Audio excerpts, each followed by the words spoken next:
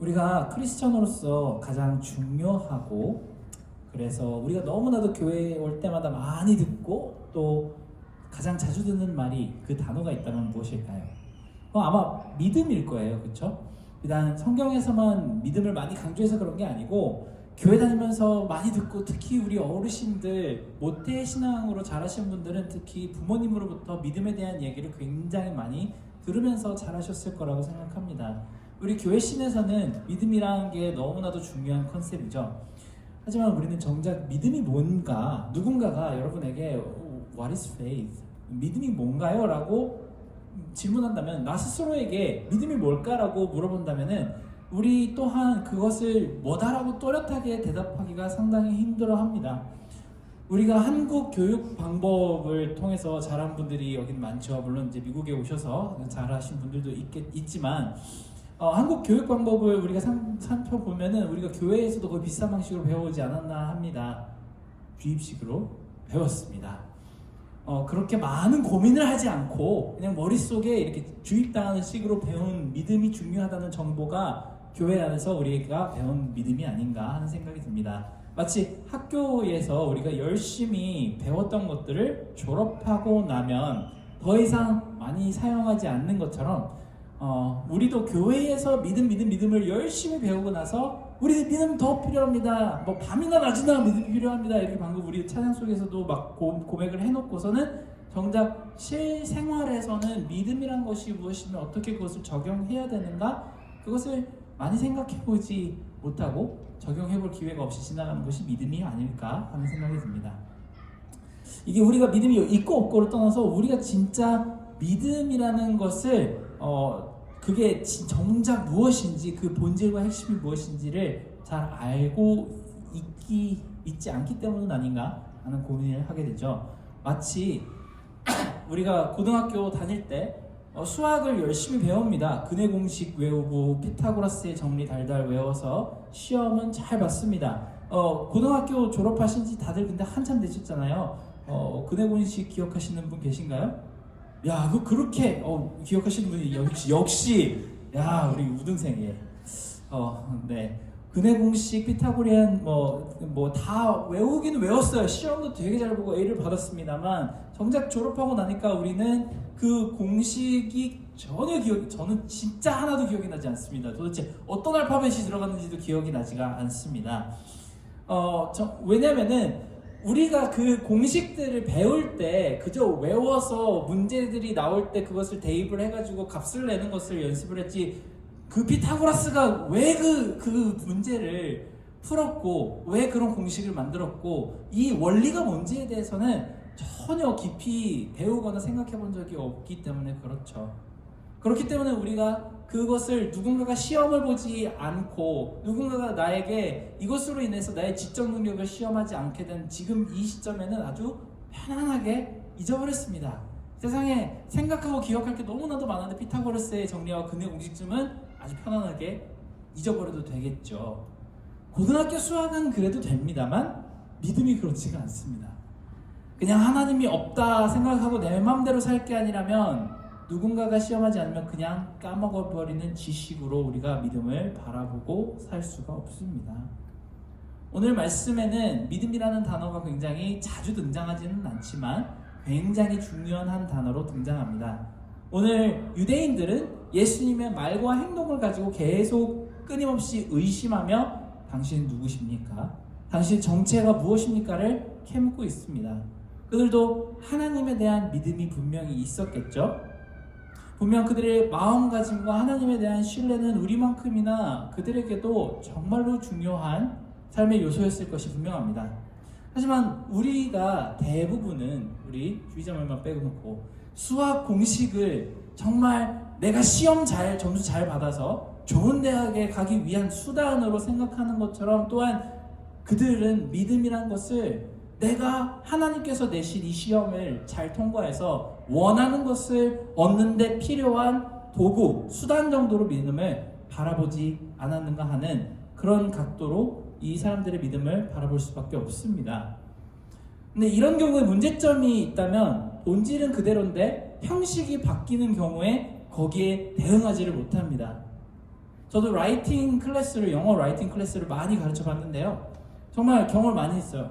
뭐 저는 유러피언도 가르치고 남미 친구들도 가르치고 뭐 중동이나 아시아 친구들도 많이 이렇게 가르치는데 평소에 이런 걸 가지고 토론하기를 좋아하는 서구 문화에서 온 친구들은 라이팅 이런 거 뭐 해보자 그러면은 막 한도 끝도 없이 써내가러 갑니다. 막 한 장만 쓰자 그랬는데 아직 안 끝났대. 한 3장씩 막 쓰고 그러는데 우리 에이시언들은 선생님한테 원하는 게 딱 뚜렷합니다. 템플릿. 딱 정형화된 이런 형식으로 써서 이런 표현을 쓰고 이렇게 갖다 끼우고 저렇게 갖다 끼워가지고 내가 그냥 외워서 갖다 쓸 수 있는 그런 표현들만 가르쳐 달라고 합니다. 이럴 때 이 친구들에게 기대하지 않았던 유형의 문제가 나오면 완전히 대응을 못합니다. 오히려 이렇게 얘기를 합니다. 문제가 잘못됐어요. 질문이 잘못됐어요. 내가 공부하지 않은 유형의 문제가 나왔어요.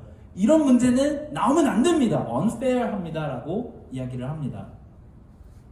뭐 정말 문제 자체는 근본적으로 질문은 문제가 없는데 정말 자기가 원했던 그 형식이 아니었을 때 대응하는 방식이 그 어빌리티가 없어진 것 같더라고요. 우리 성경 속의 유대인들이 바로 이렇게 예수님에게 오늘 질문이 잘못되었다. 문제가 잘못되었다. 당신이 그리스도라면 우리가 지금까지 배워왔던 이 형식대로만 해야만 한다라고 하는 그런 시각으로 예수님께 도전하고 있습니다. 예수님은 본질은 유지하셨지만 형질을 바꾸셨습니다. 그들이 기대하지 않던 율법에 대한 시각을 제시하셨지만 하나님의 마음은 그대로 있는 대로 표현을 하셨습니다. 그런데 여기에 대해서 이 유대인들은 본질을 바라보지 못하고 예수님을 알아보지 못하는 그런 모습이 보이게 됩니다. 우리 믿음은 어떨까요?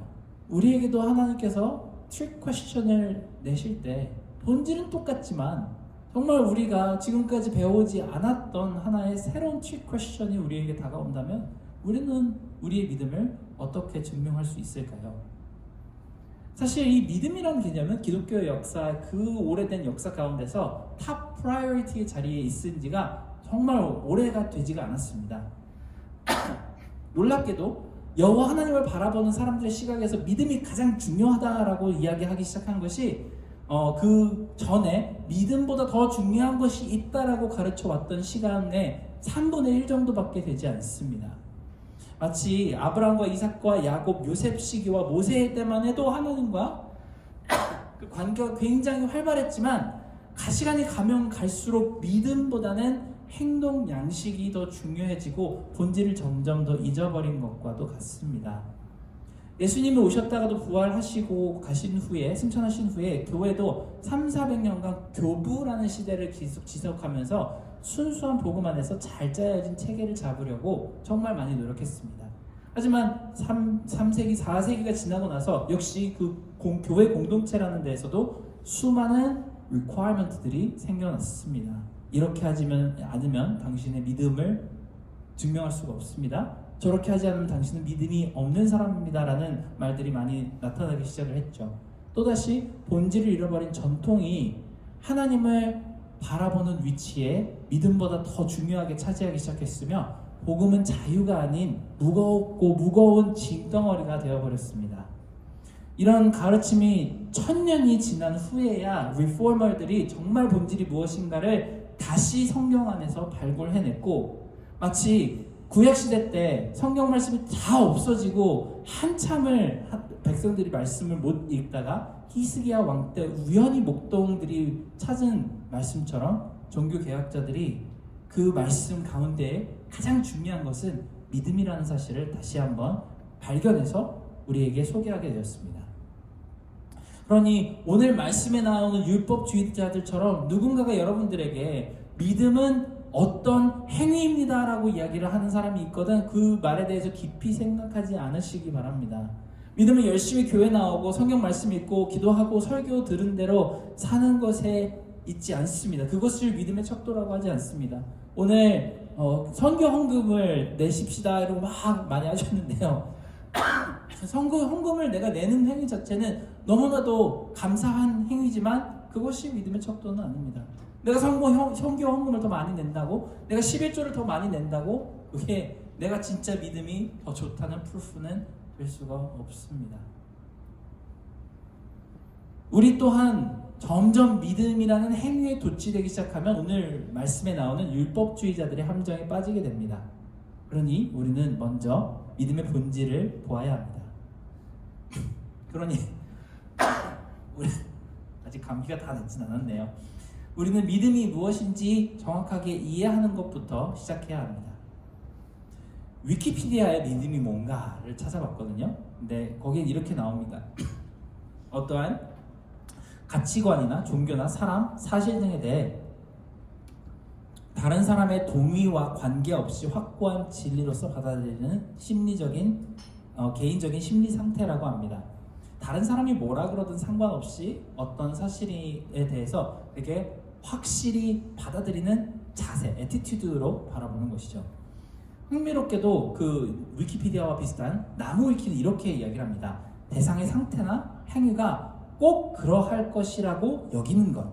비슷한 용어로는 신뢰가 있으며 반의어로는 배신이 있다라고 합니다. 정말 굉장히 여기서 놀라웠던 건 믿음의 반대말은 불신이라고 저는 생각을 했는데 믿음의 반대말은 배신이라고 합니다. 그런 정의가 굉장히 흥미롭게 느껴졌습니다. 그런데 오늘 말씀을 읽어보면은 믿지 못하는 사람들에 대한 예수님의 말씀이 너희들은 내 양이 아니므로 하나님께서 준비하시는 배신자에게 주는 벌이 합당하다라고 얘기하시는 모습을 보면서 이 말씀이 잘 맞는다는 느낌이 듭니다. 우리는 하나님께 대해서 믿음을 가지고 있지 않으면 하나님을 불신하는 것이 아닙니다. 성경은 꾸준히 사실 그것을 가르쳐 왔다는 사실에 우리는 기억할 수 있을 것입니다. 하나님을 믿지 않는 것은 하나님을 배신하는 것입니다.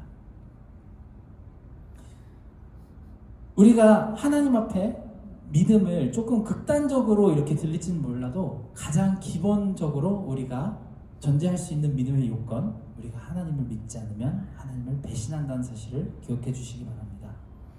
그런데 사실 우리가 믿음이 확실하지 않은 것에는 다소 억울하고 좀 그럴 만한 이유가 있죠.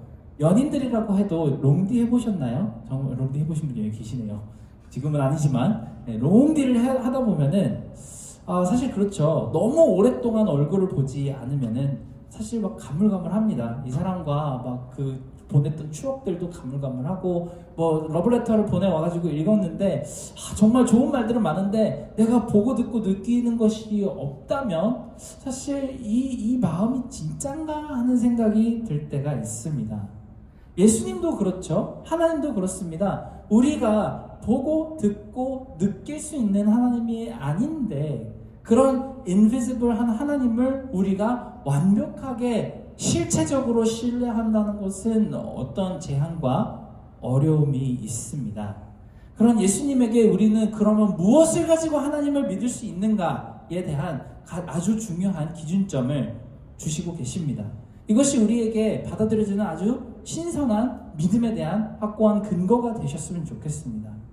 유대인들도 자기 생각에 맞지 않고 기준에 부합하지 않고 예수님의 하는 행동과 말들이 자신들의 기대감에서 어긋났기 때문에 온전히 예수님을 받아들이지 못했습니다. 당신은 하나님의 아들이 아니고 신성모독한 사람이라고 몰아세웠습니다. 이때 예수님은 하나님의 말씀을 들어 반박하시면서 아주 중요한 말씀을 하시죠. 내가 한 말은 믿지 못하더라도 내가 한 행동을 보고 믿으라고 하십니다. 예수님의 행동 하나하나에는 하나님이 들어있기 때문에 그분의 행동을 보고 믿음을 가지라고 말씀하시는 것입니다. 우리가 예수님이 누구이신지를 알고 믿을 수 있는 가장 큰 근거는 그분이 정말 많은 말씀을 하셨던 것도 있지만 그분이 우리를 위해서 무엇을 행동으로 하셨는가를 보고 믿으시기 바랍니다. 한번 생각해 보시기 바랍니다. 만약에 하나님이 보이는 폼으로 이 땅에 내려오셔가지고 우리 뉴욕 땅의 한 거리거리들을 돌아다니시면 어떤 행동을 하셨을까요? 우리 뉴욕 땅에 보면은 뭐 길 가다가 뭐 운전하다가도 아니면 길 걷다가도 보면은 정말 많은 노숙자들이 있습니다. 그렇죠? 오늘 아침에도 저는 아침에 굉장히 추운 날씨에 지하철을 타고 오는데 정말 많은 노숙자들이 그 누워서 자고 있는 모습들을 봤습니다. 근데 그 노숙자들 중에서 정말 아픈 병에 걸려가지고 신음소리가 나고 있고 그 사람에게서 눈물이 흐르고 있다는 것을 하나님을 보신다면 어떻게 할 거라고 생각하시나요? 제가 몇 주 전에 이 질문을 똑같이 초등부 아이들한테 해봤거든요. 초등부 아이들이 정말 일제히 한 30명, 35명 정도가 있는데 일제히 God would help him 이라고 대답합니다. 아주 큰 소리로 단체로 대답을 합니다. 이 무슨 율법이나 조문에 적힌 그 기준들을 따지고 재어보면 되는지 안 되는지를 가지고 고민하지도 않고 하나님이라는 무슨 일이 있건 상관없이 분명히 그를 도와주실 것입니다. 애초에 율법은 인간들이 지키려고 만든 것이지 하나님도 지켜야 하고 하나님의 사역마저도 가두고 제한할 수 있는 것이 율법이 아니기 때문입니다. 우리 첫째 아들은 하루에 아이패드를 가지고 놀 수 있는 시간이 45분이 있습니다. 우리 아내가 그 락을 걸어놔서 45분만 되면은 띠링띠링띠링 소리가 함께 꺼집니다. 우리 아들이 아직 초등학생이니까 그 도구를 잘 자제하면서 쓰는 방법을 배우게 하려고 우리 부부가 아들을 위해서 만들어준 규칙이죠. 근데 한 번은 아들이 저한테 그럽니다. 왜 아빠는 45분보다 훨씬 더 많이 핸드폰하고 컴퓨터하고 아이패드 해요? This is so unfair. 자기도 아빠처럼 디바이스를 쓸 수 있어야 된다고 합니다. 막 그게 안 된다면 아빠도 45분만 하루에 쓰라고 합니다. 아빠는 교회 사람들이랑 연락도 해야 되고 설교 준비도 해야 되고 일도 해야 돼서 어쩔 수 없이 컴퓨터도 많이 해야 되고 핸드폰도 많이 해야 돼. 그리고 잘 들어봐. 45분 룰은 45 minutes 룰은 너를 위한 거지 어른들도 해야 되는 게 아니야. 너도 어른 되면 네 마음대로 핸드폰 해라고 했습니다. 아이가 이해를 했을까요? 아닙니다. 왜 나만 지켜야 되지? 왜 아빠는 여전히 45분보다 훨씬 더 많이 자유롭게 이 핸드폰을 사용하는가에 대해 고민합니다. 그런 형태로 유대인들도 예수님께 질문합니다. 왜 당신이 하나님이 보내신 분이라면 하나님이시라면 당신이 만든 안식일의 룰을 안 지켜요? 왜냐하면 안식일의 룰을 주신 게 하나님이기 때문에 그렇습니다. 그 룰은 사람들이 지키라고 준 것이지 하나님도 지켜야 되는 룰이 아니기 때문입니다. 이 안식일의 룰이라도 없으면은 사람은 절대 하나님에게 주기적으로 시간을 내어서 예배를 드리지 않을 것이 분명합니다. 이 규율은 하나님을 잊어버리기 너무나도 쉬운 사람들이 하나님을 어떻게라도 기억하고 예배하라고 주신 룰이지 하나님 스스로가 지켜야 하시는 룰이 아닙니다. 그리고 이 말을 뒤집어서 생각해 봤으면 좋겠습니다. 예수님은 아주 마음껏 이 룰을 무시하고 안식일에 눈먼 사람을 고치셨고 아무도 그에 대해서 비난하지 못한다고 말씀하십니다. 본인 스스로를 The Lord of the Sabbath, 안식일의 주인이라고 하십니다. 만약 하나님께서 휘황찬란한 영광과 천사를 이렇게 데리고 오셔가지고 안식일에 그 사람을 고쳐주셨다면 그 누가 감히 왜 하나님은 안식일에 본인의 룰을 어기시면서 이런 일을 하십니까? 라고 할 수 있을까요? 왜 안식일에 이런 식으로 일하십니까? 하나님, 이런 얼빠진 소리를 하는 사람은 아무도 없을 것입니다. 요한복음을 포함해서 모든 복음서에 예수님과 하신 말과 행동은 만약에 여호와 하나님이 아브라함과 이삭과 야곱과 모세와 다윗과 말씀하셨던 그 하나님이 이 땅에 오신다면 어떻게 행동하셨을까를 그대로 나타내시는 말과 행동을 하셨습니다. 우리가 성경을 잘 읽어보면 우리가 확실히 알게 되는 하나님의 캐릭터와 능력이 그대로 나타난 게 예수님의 삶이고 예수님이 하신 행동입니다. 그래서 이분은 메시아 하나님의 아들일 수밖에 없다라고 확신을 할 수밖에 없는 행동들을 하셨고 그것을 본질 그대로 알아본 사람들은 예수님을 따르게 되었습니다. 우리 믿음은 사실 이렇게 되어야 합니다. 어느 목사가 믿음은 뭐라더라. 또 어떤 책에 읽어보니까 믿음은 이런 거라더라. 또 성경 한 구절에, 전부도 아니고 성경 한 구절에 믿음에 대해서 뭐라고 정의를 하더라. 예를 들어서 히브리서 11장처럼 믿음은 바라는 것의 증거이요 보이지 않는 것들의 실상이라고 아주 단편적으로 주워들은 것이 우리가 알고 있는 믿음의 전부라면 우리도 또한 이 유대인들의 트랩을 벗어나기가 힘들 것입니다. 본질을 이해할 수가 없게 되겠죠. 그렇다면 우리에게 믿음은 무엇이 되어야 할까요? 오늘 예수님이 하신 말씀에 그 답이 들어 있습니다. 하나님은 과연 우리에게 무엇을 하셨나요? 각자의 삶 가운데 하나님은 어떤 행동을 하셨고 무엇을 프로바이드 하셨고 어떻게 워크하고 계시는지를 생각해 보시기 바랍니다. 믿음은 그저 뜬구름 잡는 소리가 아닙니다. 위키피디아에 나오는 그런 데피니션이나 아니면은 어떤 목사님이 정말 추상적으로 꾸며낸 한마디 말에 들어가는 그런 개념이 아닙니다. Practically speaking, what did God do for you? 실체적으로 하나님은 우리에게 무엇을 하고 계십니까? 그것을 깨닫는 것이 우리가 믿음을 점점 더 강하게 가져가는 과정입니다. 갑자기 화제 전화를 해서 정말 미안한데요. 부모님 입장에서 자녀에게 들으면 가장 상처되는 말이 뭘지 혹시 아세요? 이런 거겠죠. 아빠가 나한테 해준 게 뭐야? 엄마가 나한테 해준 게 뭐야? 이런 얘기들을 들으면 굉장히 마음이 아플 것입니다. 특히 저 아빠들이 그런 얘기들을 많이 듣는 것 같은데요. 정말 항상 성실하게 일하고 가족 부양하고 없는 시간 쪼개가면서 아이들은 퀄리티 타임 보내려고 노력하는데 아이들한테 아빠가 나한테 해준 게 뭐야 이런 소리 들으면 굉장히 억울할 것입니다. 특히 저도 지난 한 주 동안에 특세 가느라고 저녁에 일찍 자고 아침에 일찍 일어나서 이게 갔다 오고 하느라고 아이들이 이 시각에서 보는 저는 약간 이랬을 거예요. 퇴근하자마자 들어누워서 자는 아빠. 아들이 또 그렇게 얘기합니다. Dad, you're always sleeping. You're the laziest person in the world. 아니야.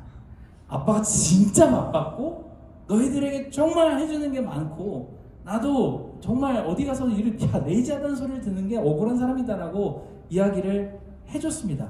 믿지 않죠. 야, 너 지금 네가 듣고 있는 거랑 먹고 있는 그 과자랑 너 아이패드도 다 내가 사준 거야. 그러니까 엄마가 사줬는데 라고 반박을 합니다. 야, 너무 억울합니다.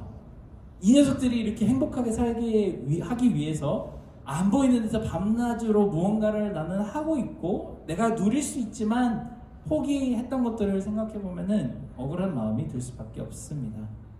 근데 어린 아이니까 자기가 보는 것만 인지하고 자기가 보는 것으로만 판단을 합니다. 근데 하나님께서 우리에게 해주시는 그 많은 것들을 우리가 바라볼 때 또한 우리도 눈으로 우리가 보이는 것이 그렇게 많지 않기 때문에 하나님이 저한테 해주신 게 뭐예요? 라고 답을 할 수도 있지 않는 그런 마음이 우리 속에 있지 않은가 생각해 봐야 할 것 같습니다. 성경에 나오는 말씀들 가운데 하나님이 무엇을 하고 계시는지 살펴보시기 바랍니다. 그리고 그 은혜를 생각해 보시기 바랍니다. 십자가를 지시고 죽으시고 부활하시고 우리를 위해 항상 마음속에 머무르시며 알 수 없는 힘과 능력을 주시는 그분을 완전히 신뢰하기에 충분하다는 사실을 발견하시기 바랍니다. 또한 성경에 기록되어 있지는 않지만 그냥 삶을 살면서 만나는 하나님의 능력을 생각해 보시기 바랍니다. 가장 힘들 때 만나주시고 음성 들려주시는데 그냥 음성을 들려주시고 끝나는 게 아니고 제일 힘들 때 내 모든 삶을 턴어라운드 할 수 있고 업사이드 다운 할 수 있게 하시는 주님을 완전히 믿고 신뢰하기에 충분하지 않으신가요? 모두에게 그런 시간들이 있었을 거라고 생각하고 또 앞으로도 있을 것이라고 생각합니다. 저에게도 분명히 그런 시간이 있었습니다. 저 대학생 때 정말 너무나도 극심한 우울증에 시달리며 아무 인생의 의미를 찾지 못했던 그런 공허한 시간이 있었습니다. 그때 하나님께서 저를 극적으로 만나주시지 않았더라면 저는 이 자리에 서 있지 못할 수도 있을 것 같습니다. 살면서 경제적으로 너무 어려워서 다른 생각이 들 때 기적적으로 하나님이 채워주시는 것을 경험하지 않았더라면 저는 다른 길로 아예 새버렸을지도 모르겠어요. 제 커리어나 미래의 계획이나 모든 것들이 막힌 담처럼 딱 막혀서 앞으로 나아가지 못하는 것을 경험했을 때 그때 울면서 기도하면 하나님께서 다른 문을 쓱 열어서 내 앞에 보여주시는 것을 그런 것들을 경험하지 않았더라면 주저앉아서 계속 그 자리에 머물러 있을지도 모르겠습니다. 그런데 예수님께서 요한복음을 보면서 우리가 만났던 모든 사람들이 예수님을 만났을 때 자신이 가지고 있던 그 인생의 문제들이 마음의 병들이 치유되는 것처럼 우리에게도 그런 하나님께서 무언가를 해주시는 인도하심과 프로비전이 있다는 것을 우리 모두가 경험할 수 있습니다. 경험하셨을 거라고 믿습니다. 믿는 사람들에게는 불가능한 것이 없다는 것을 하나님은 매일 사실 보여주고 계십니다. 그러면 우리는 뚜렷한 확신이 한 가지 생깁니다. 하나님은, 아버지는 아무리 시간이 오래 걸려도 내가 아무리 힘든 상황에 빠져도 건져주실 수 있는 아버지시구나.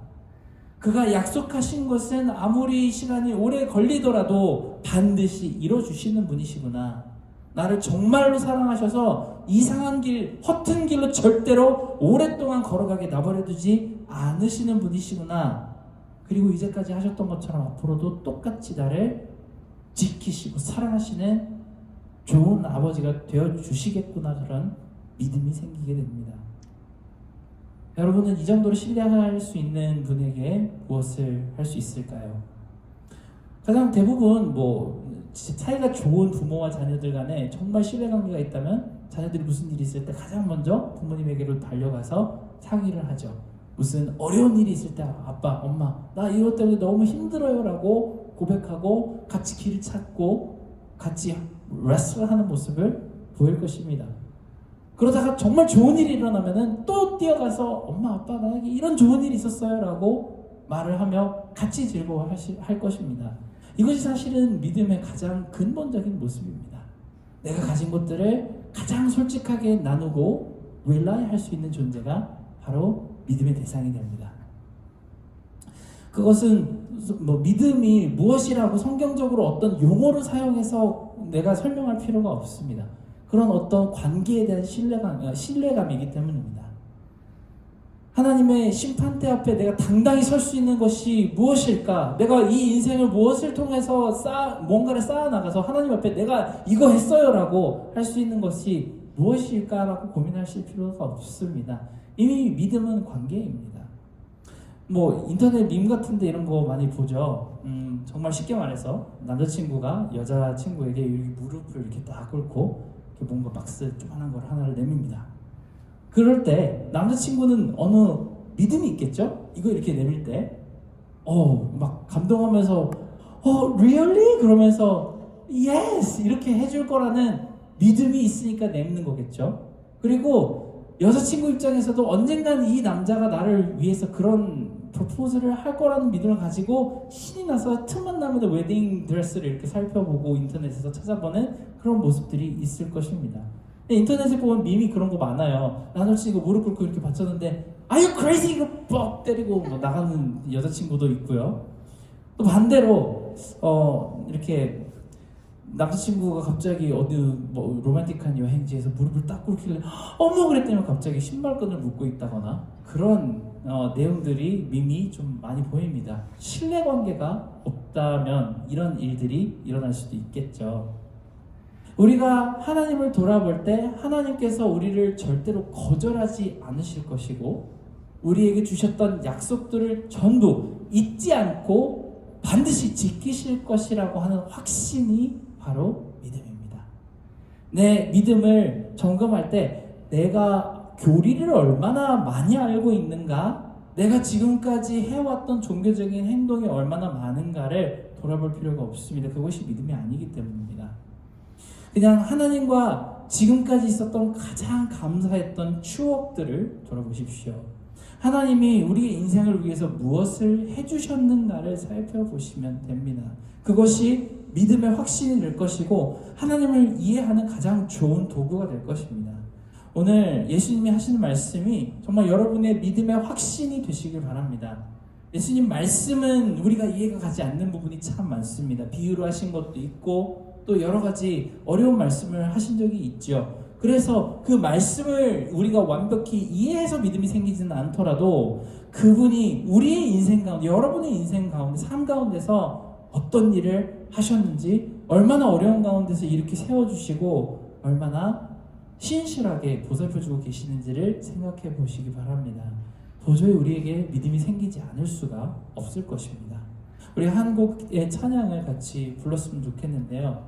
이 찬양을 부르면서 정말 하나님과의 추억을 다시 되돌이켜 보셨으면 좋겠습니다.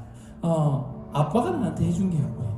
라는 그런 마음을 가지고 하나님을 바라보는 것이 아니고, 아버지께서 나에게 지금까지 해주신 것이 너무나도 감사하고 너무나도 깊어서 내가 하나님을 신뢰하지 않을 수 없다는 고백을 할 수 있는 그런 찬양과 기도의 시간 되었으면 좋겠습니다.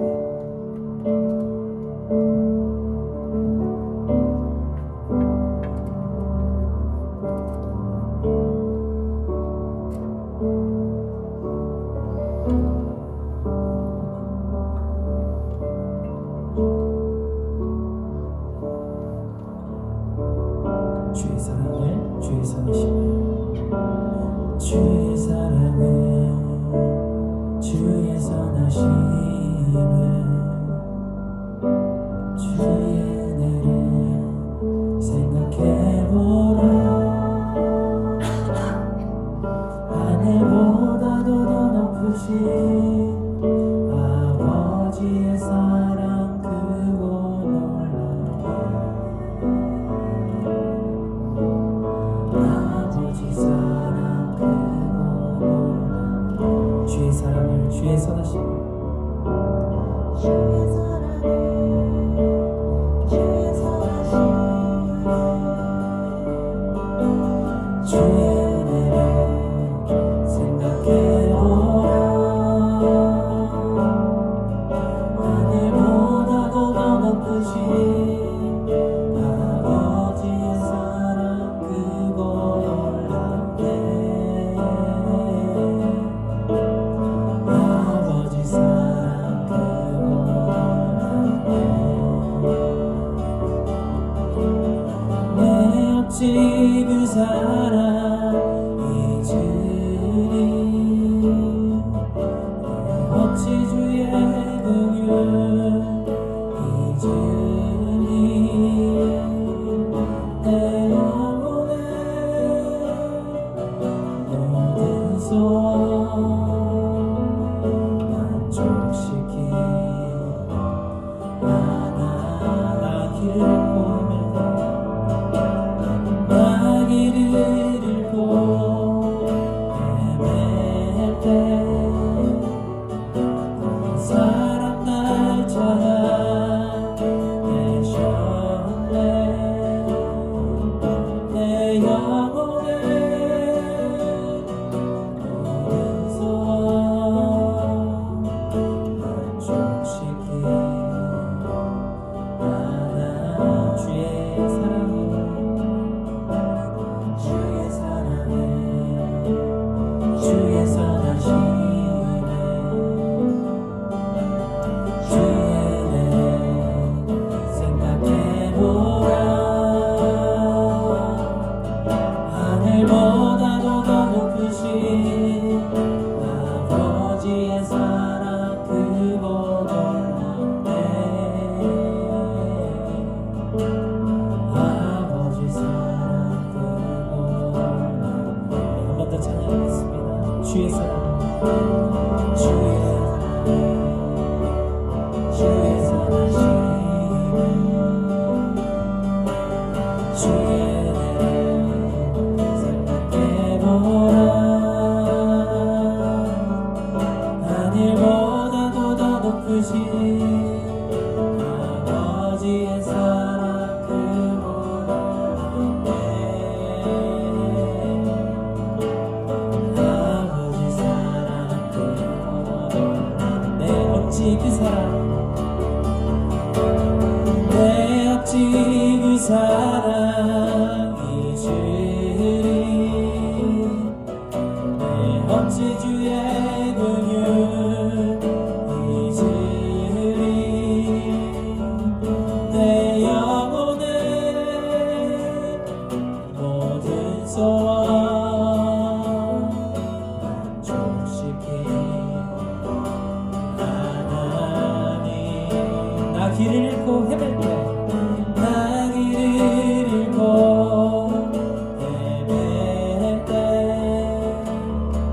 그 사랑 날 찾아 내셨네.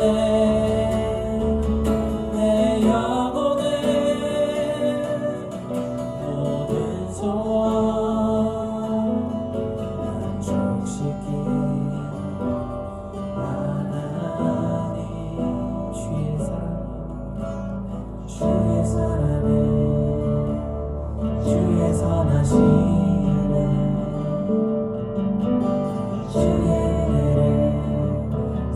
그보다 하늘보다도 더 높으신 아버지의 사랑 그보 놀랍네. 아버지 사랑 그보 놀랍네. 아버지 사랑 그보 놀랍네. 아버지 사랑 그보 놀랍네. 아버지 사랑 그보 놀랍네. 아버지 사랑 그보 놀랍네.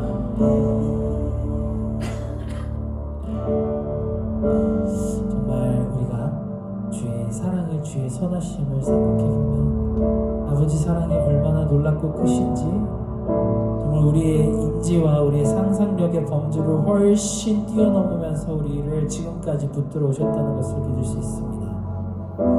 진짜 한순간도 1초도 하나님께서 우리를 쥐고 계시지 않았더라면은 정말 이 광활한 우주 가운데 우리가 내던져진 외로운 존재로서 아무런 능력도 없이 온기도 없이 그렇게 쓰러져 버려도 아무도 관심 주지 않을 그런 존재들이었지만 하나님께서 우리에게 좋은 아버지가 되어주셨기 때문에 우리가 지금까지 살아왔고 앞으로도 신뢰하며 발걸음을 옮겨나갈 수 있습니다. 이것이 우리의 믿음이 되기를 원합니다. 누군가가 우리에게 믿음이 무엇이냐, 너희는 무엇을 믿느냐고 물어본다면은 He has been a good father and He will be. 하나님께서 너무나도 우리에게 좋은 아버지가 지금까지 되어주셨고 앞으로도 반드시 그렇게 하실 것을 믿는다고 고백하시기 바랍니다. 우리가 이런 믿음을 위해서 함께 잠시 동안 기도하도록 하겠습니다.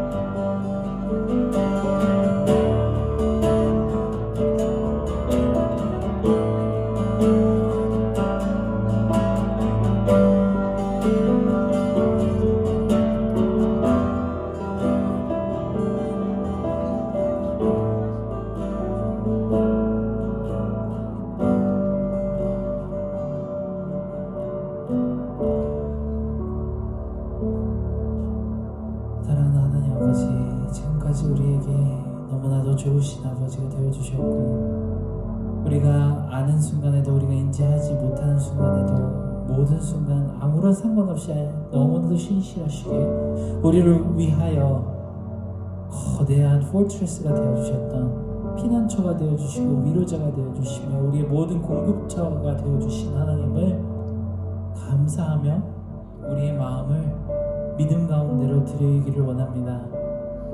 하나님께서 우리가 교회에 얼마나 자주 출석하고 우리가 얼마나 많은 금액을 헌금으로 내고 얼마나 자주 종교적인 행위를 통해서 나의 믿음을 증명하였는지는 하나님께서 정말 그것들이 아무것도 소용이 없는데 우리는 우리가 믿음을 정확하게 인지하고 있지 못하기 때문에 우리가 하나님께 드리는 마음이 무엇인지를 잘 알지 못하고 있기 때문에 그런 눈에 보이는 기준으로만 우리 스스로를 판단했다면 이제는 그것이 아니고 우리가 얼마나 하나님을 신뢰하고 있는지, 얼마나 자주 하나님께 뛰어가서 나의 지금 이 일생 가운데 있었던 어려운 일들과 기쁨들을 나누고 싶어 하는지 그것으로 우리의 믿음을 바라보게 도와주시옵소서.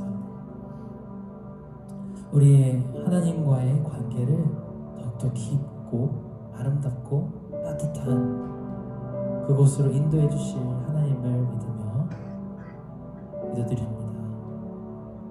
이제는 우리 주 예수 그리스도의 은혜와 하나님의 크신 사랑과 성령님의 감화, 감동, 교통하심이 늘 하나님께서 우리에게 주신 것들을 감사하며 하나님께 우리의 무한한 신뢰를 드리기를 원하는 크로스비의 모든 형제 자매들의 머리 위에 이제로부터 영원토록 함께 있을지어다. 아멘.